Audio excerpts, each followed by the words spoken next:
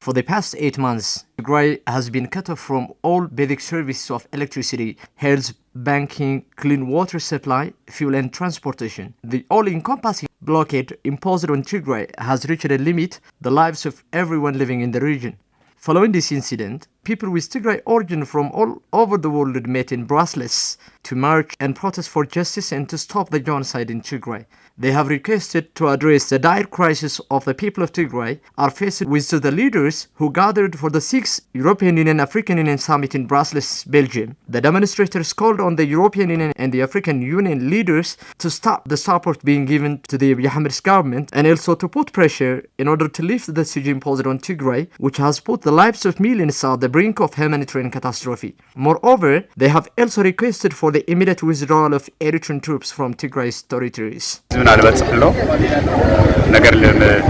We are gathered here to amplify the voice of the people of Tigray to the international community. Crimes of war and humanitarian crisis are still being committed by the Ethiopian government and its allies, day in, day out. Thus, we are protesting and calling on the EU and AU leaders to stop the genocide in Tigray as soon as possible.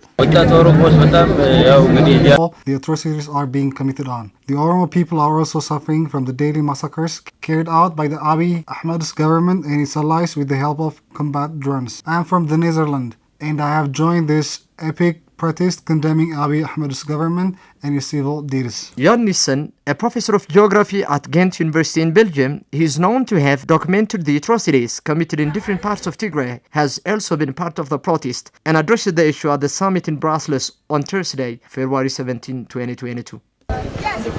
Good afternoon, my name is Jan. I'm professor in Ghent University in Belgium and I have been carrying out research in Tigray since almost 30 years now, that means since 1994. We have been going to Tigray for building up Tigray after the civil war. We did every effort to work in order to... Where is my basket? We did everything in order to work, in order to help the farmers in Tigray to fill the basket with food.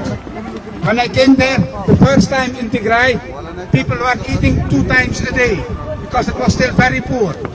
Gradually, Tigray was climbing out of misery at least. The country is still poor, but the country was improving, and people were eating 3 times a day.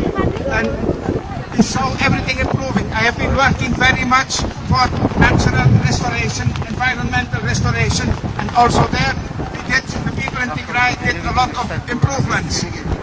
And then that war came, and all of a sudden, our friends couldn't telephone us anymore.